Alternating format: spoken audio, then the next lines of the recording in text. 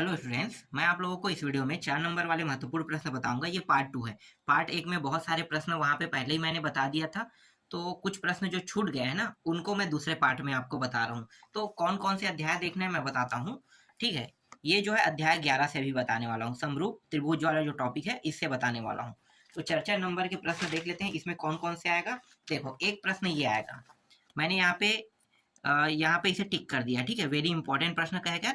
ये प्रश्न देख लो, एक त्रिभुज एबीसी है जिसमें ए डी पर लंब क्या है, बीसी है, सिद्ध कीजिए कह रहा है ना, इसके बराबर ये सिद्ध करना है। ये प्रश्न है, इसका पूरा सॉल्यूशन दिया हुआ है, बहुत आसान प्रश्न है, देख लेना। ठीक है, इसका उत्तर मैं दे देता हूँ, ये रहा, पूरा पूरा उत्तर लगा है, अच्छे से याद कर लेना। जो ऐसा भी करना है कर लो, गारंटी है। ये प्रश्न, ये जो मैं बता रहा हूँ इंपॉर्टेंट सूची, इसी से प्रश्न आएगा। ठीक है, तो और बाहर आपको देखने की जरूरत नहीं है, नहीं आपको गाइड खोल के पढ़ने की जरूरत है। हाँ, गाइड में अगर इसको टिक करना चाहते हो तो टिक जरूर कर लेना, जो भी करना चाहो कर लो। अध्याय 11 में आपको ये मिलेगा प्रश्न। ठीक है, आपके पास गाइड है, जो भी हो बुक हो उसमें टिक करना चाहो कर लो, या आप डायरेक्ट इस वीडियो को देखकर रटना चाहो रट लो, जो भी करो, आपको ये प्रश्न याद करना है। 4 नंबर में ये देखने को मिलेगा। चलो और प्रश्न बताता हूँ, इसमें और कौन कौन से प्रश्न इंपॉर्टेंट है। देखो ये वाला खंभा वाला ना, यहाँ पे देखो, ये इस तरह से ये प्रश्न है। ये यहाँ पे देखो, ये रहा चित्र। ठीक है, यहाँ से यहाँ की दूरी इतनी और यहाँ से यहाँ की दूरी इतनी, और हमें निकालना क्या है, हमें निकालना है इन दोनों की दूरी। ठीक है, सूर्य के किरण और ये खंभे से, मतलब ये खंभे की दूरी निकालना है। तो इसके लिए जब हल करोगे तो आपको कुछ इस प्रकार से करना है। मैं पहले ही इसे समझा दिया हूँ, आईएमपी सूची में मैंने टिक कराया था ना, ये सारे प्रश्न थे, तो ये पहले ही बता दिया है। ठीक है, इसलिए मैं आपको यहाँ पे सिर्फ दिखा रहा हूँ। मेरे साथ जो पहले से जुड़े हुए हैं वो लोगों को पता है कि कौन कौन से प्रश्न है, कैसे बनाना है, मैंने पहले ही बता दिया है। ये वाला प्रश्न भी आप लोग देख लो। ठीक है, ये भी इम्पोर्टेंट है। यहाँ पे जो प्रश्न बता, मतलब जो पूछा है, आर आई का मान पूछा है ना, तो यहाँ पे इसका मान बताना है। कुछ का मान यहाँ पे दिया है, तो यहाँ पे जो मान दिया है उसके हिसाब से क्या करना है बताना है आपको। तो ये इसका सोल्यूशन है, ये रहा, और कुछ जो सोल्यूशन है वो ये रहा।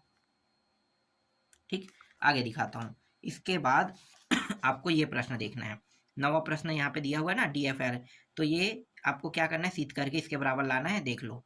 ठीक है, इंपॉर्टेंट प्रश्न है, बहुत ज़्यादा प्रश्न नहीं दे रहा हूँ, बहुत सारे प्रश्नों को तो मैंने काट दिया है। देखो राइट पर है 10वां प्रश्न, लेकिन मैं हटा दिया हूँ इसे। ठीक है, ये हो गया, और इसके बाद 11वां भी राइट पड़ा हुआ था, लेकिन मैं आपको डायरेक्ट 12वां प्रश्न दिखाऊंगा। ये वाला, एक लकड़ी जिसकी ऊंचाई 90 सेंटीमीटर है, एक लैंप पोस्ट पर 3.5 मीटर ऊंचाई पर लगे बल्ब 1.2 मीटर प्रति सेकंड की चाल से दूर जा रही है। 4 सेकंड बाद उस लड़की की परछाई की लंबाई ज्ञात कीजिए, कह रहा है ना, ये है। तो देखो ये आपको इस प्रकार से करना है। तो ये सेम टू सेम है, जो मैंने शुरू में दिखाया था प्रश्न वही है। अगर उसे नहीं पढ़ना चाहोगे तो आप डायरेक्ट 12वां को पढ़ लेना, 12वां भी सेम टू सेम सोल्यूशन है, वही सोल्यूशन है, अलग सोल्यूशन नहीं है। ठीक है, इसका पूरा सोल्यूशन अब मैं आपको दिखाता हूँ। ये रहा यहाँ तक। ठीक है, आ जाएगा क्या, नहीं थोड़ा सा और यहाँ पे। ठीक है, यहाँ तक हो गया। ठीक, थोड़ा सा और है, और ये रहा इसका पूरा सॉल्यूशन।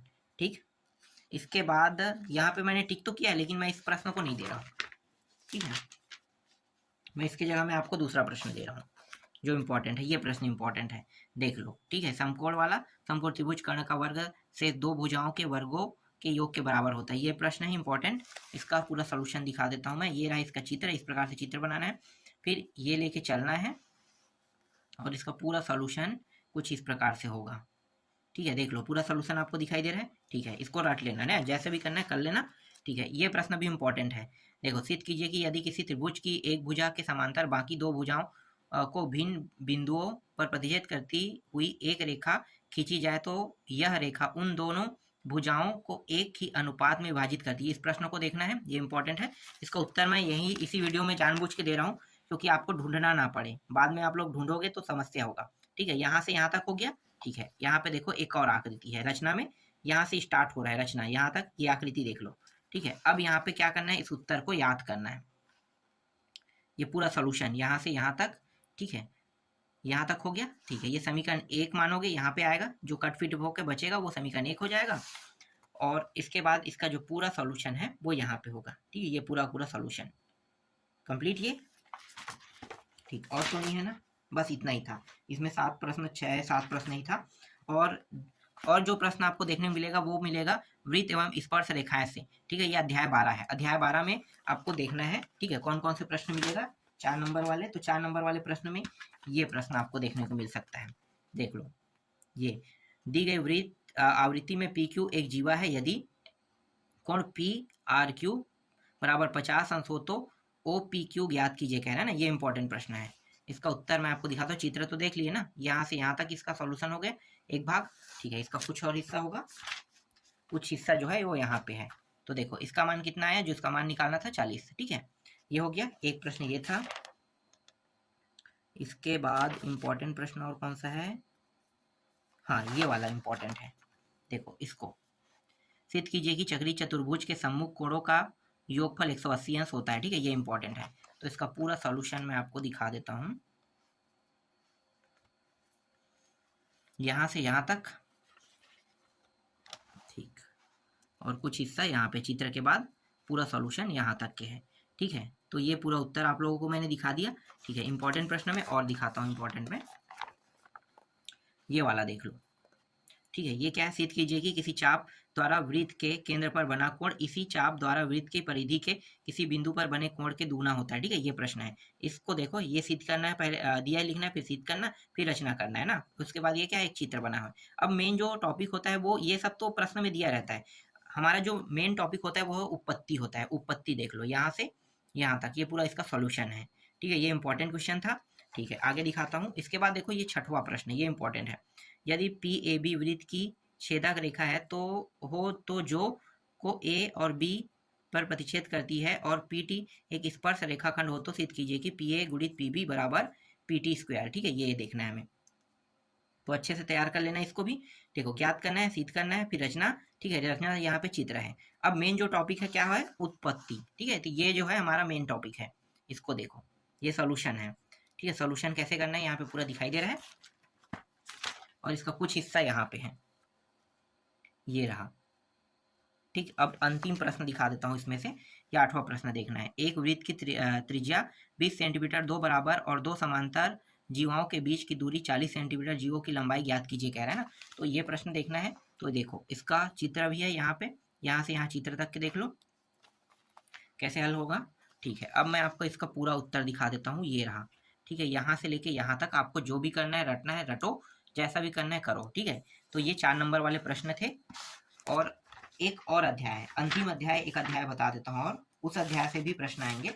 तो उस अध्याय का नाम है अध्याय 15, ठोस आकृतियों का पृष्ठीय क्षेत्रफल एवं आयतन से आएगा 4 नंबर के प्रश्न, ठीक है।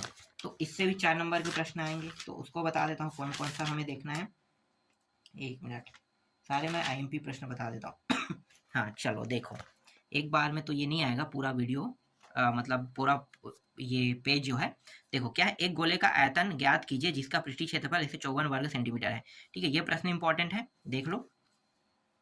यहाँ पे आर का मान निकाला, ये बहुत आसान है, ठीक है। पृष्ठीय क्षेत्रफल निकालने वाला, फिलहाल यहाँ पे मैं आपको समझा नहीं सकता, मैंने पहले ही आईएमपी टिक में इन सभी प्रश्नों को समझा दिया है। अगर आपको देखना है तो वो आईएमपी टिक में जाकर देख सकते हो, पूरा मैंने समझा के बताया वहाँ पे, ठीक है। पूरा पूरा वीडियो समझा दिया है, ये पूरा प्रश्न समझा के बताया हूँ मैं, ठीक है। ये हो गया, ठीक है। दूसरा प्रश्न ये है, देखो एक बेलन के आधार की परिधि 88 सेंटीमीटर, ऊंचाई 10 सेंटीमीटर, बेलन के आयतन ज्ञात कीजिए, कहना ना, दिए प्रश्न है। तो इसका आधा सोल्यूशन तो यहाँ पे है, थोड़ा सा और सोल्यूशन है, उसको मैं दिखा देता हूँ। ये रहा, इसका कुछ सोल्यूशन यहाँ पे है। इसके बाद देखो 10वां प्रश्न, ये भी इंपॉर्टेंट है। एक लंबवृत्त बेलन के आधार की परिधि 44 सेंटीमीटर, यदि बेलन की ऊंचाई 10 सेंटीमीटर, तो बेलन के आयतन ज्ञात कीजिए। बेलन के आयतन ज्ञात करना है, ये वाला है, ठीक है। देख लो पूरा पूरा यहाँ भी लगा हुआ है, आगे दिखाता हूँ। इसके बाद देखो ये भी वैसा ही प्रश्न है, सेम टू सेम, तो इसका भी उत्तर यहाँ पे पूरा लगा हुआ है, ठीक। आगे बढ़ते हैं। इसके बाद यहाँ पे ये सब तो बेकार है, बेकार है, ये भी बेकार है, ये भी बेकार है, हाँ ठीक है, ये थोड़ा ठीक है, ये प्रश्न ठीक है। देखो ये वाला, किसी सर्पाकार कप के आधार की परिधि 22 सेंटीमीटर, ऊंचाई 6 सेंटीमीटर हो, तो उस अधिकतम कितनी पानी रखा जा सकता है, ये कह रहा है ना, ये इंपॉर्टेंट, ये देख लेना, ठीक है। और ये वाला देखो, यहाँ पे जो आकृति है ना, मैंने इस प्रश्न को समझाया, इसका ये प्रूफ है। जब मैं आईएमपी सूची दे रहा था उस समय मैंने इस सारे प्रश्नों को समझा दिया है। और इसके बाद ये वाला प्रश्न भी इंपॉर्टेंट है। यदि एक शंकु के आधार को व्यास 14 सेंटीमीटर तथा ऊंचाई 24 सेंटीमीटर, तो शंकु का संपूर्ण पृष्ठ का क्षेत्रफल तथा आयतन ज्ञात कीजिए, कह रहा है ना, आयतन ज्ञात करना है। तो देखो इसका पूरा सॉल्यूशन मैं दिखाता हूँ, ये रहा यहाँ तक के, ठीक है, ये देखना 704 तक के देखना, ये हिस्सा हो गया ना, और इसका कुछ हिस्सा यहाँ पे है, और इसका और कुछ हिस्सा यहाँ पे है, ये रहा लास्ट में। ठीक, अब इसके बाद आपको ये प्रश्न देखना है, जो प्रश्न मैं यहाँ पे जानबूझ के VIMP लिखा हूँ मैं, क्योंकि ये वार्षिक पेपर का है। तो ये वाला प्रश्न भी देख लेना, ये इंपॉर्टेंट है। इसका कुछ हिस्सा जो है यहाँ पे है, देखो ये रहा यहाँ पे। फिर ये प्रश्न देखो, इसका एक ही बार में आ रहा है पूरा। 14 सेंटीमीटर ऊंचाई वाले बेलन वाला है ना, वक्र विशिष्ट क्षेत्र 88, बेलन के आधार की त्रिज्या कह रहे हैं, ये इंपॉर्टेंट है, इसको देख लेना। फिर ये वाला है, एक शंकु का व्यास 22 सेंटीमीटर, ऊंचाई 8 सेंटीमीटर, शंकु के वक्र पृष्ठ का आयतन ज्ञात कीजिए कह रहे हैं। ये प्रश्न इंपॉर्टेंट है, इसका उत्तर एक बार में आ रहा है कि हाँ आ गया एक बार में, तो पूरा देख लो। ये रहा 96 पाई घन सेंटीमीटर, ठीक है, ये है इंपॉर्टेंट। फिर इसके बाद ये वाला प्रश्न देखो, यदि गोले का व्यास 12 सेंटीमीटर है तो गोले के पृष्ठ क्षेत्र पर आयतन ज्ञात कीजिए कह रहा है ना, तो यहाँ तक के, ठीक है। और इसका कुछ हिस्सा जो है वो यहाँ पे है, देखो आधा हिस्सा यहाँ पे, ये रहा यहाँ से यहाँ, ठीक है। इसके बाद मैं आपको दिखाता हूँ, ये सब बकवास है, ठीक है। 31वां में आ जाते हैं, इसमें बहुत सारे प्रश्न है, उतने सारे प्रश्नों को प्रैक्टिस नहीं कर सकते ना, तो जो वेरी इंपॉर्टेंट है वो देख रहे हैं। ये वाला प्रश्न देख लेना, ठीक है। इसका मैं डायरेक्ट उत्तर दिखाता हूँ। ये कुछ टॉपिक लिखा है, माना है कह के लिख दिया है कह के, और ये टॉपिक है ना यहाँ तक। अब यहाँ पे यहाँ से यहाँ तक के आपको क्या करना है, पूरा देख लेना है। ये इंपॉर्टेंट हो गया, और ये वाला प्रश्न भी इंपॉर्टेंट है, देखो ये वाला, और यहाँ तक के यहाँ से। फिर ये प्रश्न भी इंपॉर्टेंट है, देख लो। 2 सेंटीमीटर त्रिज्या वाले 64 गोलियों को पिघलाकर एक बड़ा गोला बनाया गया, बड़े गोले की त्रिज्या ज्ञात की। एक चीज बता देता हूँ, ये प्रश्न जब आएगा ना तो यहाँ पे मान बदल देगा, यहाँ पे 64 के जगह 84, 88 जो भी हो मान बदल के दे सकता है, ठीक है। तो ये प्रश्न तो आएगा ही आएगा, लेकिन मान बदल के दे देता है, तो यही थोड़ा सा ना दिक्कत होता है यहाँ पे। अब जो लोग बनाना जानते हैं उनके लिए प्रश्न सॉल्यूशन बहुत आसान रहेगा, जो बनाना नहीं जानते वो लोग तो बना नहीं पाते हैं, गलत कर डाल रहे हैं, ठीक है। R का मान 8 आ गया, ठीक है।